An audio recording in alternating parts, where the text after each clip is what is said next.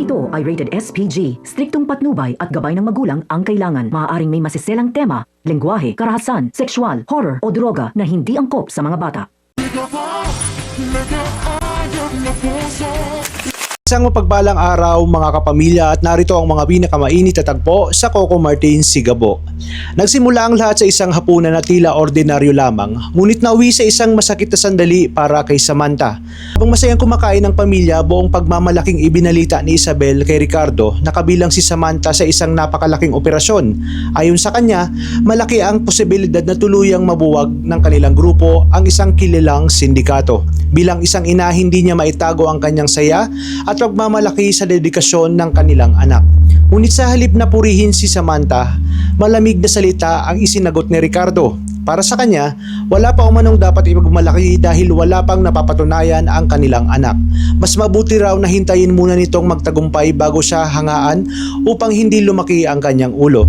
Tahimik lamang si Samantha, wala siyang isinagot, yumuko na lamang siya habang pilit na itinatago ang sakit na dulot ng mga salitang binitawan ng sariling ama. Ngunit sa kanyang puso, mas lalo lamang tumitindi ang kanyang determinasyong patunayan ang kanyang kakayahan. Samantala sa kabilang panig, nakatanggap na ng magandang balita si Tatang. Ipinaalam ng kanyang mga tauhan na natanggap ng ni Gabo ang alok na misyon. May ilan mang nagdududa kung tatanggapin ito ni Gabo. Buo ang tiwala ni Tatang at kilalang kilala niya ang binata. Alam niyang hindi ito uurong sa responsibilidad, lalo na kung kapalit nito ay ang pagkakataong makatulong sa kanyang pamilya at sa mga taong nangangailangan.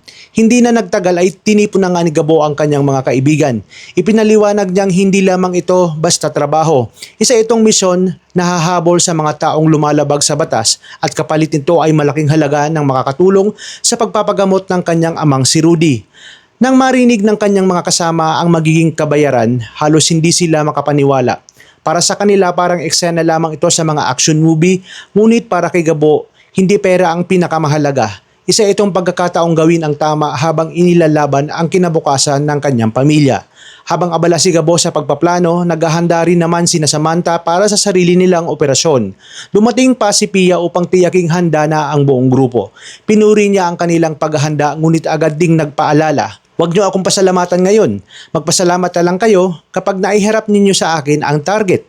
Bagamat simple lamang ang sinabi ni Pia, sapat iyon upang mas lalong pag-ibayuhin ni Samantha ang kanyang loob. Alam niyang ito na ang pagkakataong patunayan ang kanyang sarili. Makalipas ang ilang sandali, agad nang kumilos ang grupo ni Gabo.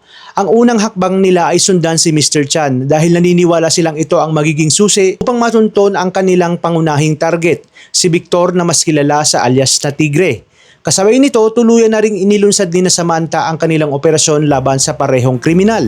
Hindi alam ng dalawang grupo na iisa lamang pala ang kanilang hinahabol.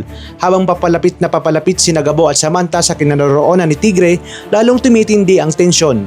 Dalawang magkaibang grupo, dalawang magkaibang misyon, ngunit iisang target lamang ang kanilang haharapin.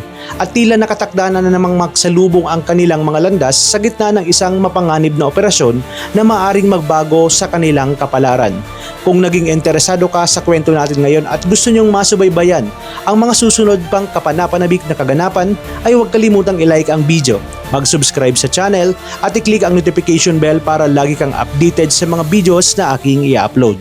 Maraming salamat sa inyong panonood at pagpalain tayong lahat, mga kapamilya.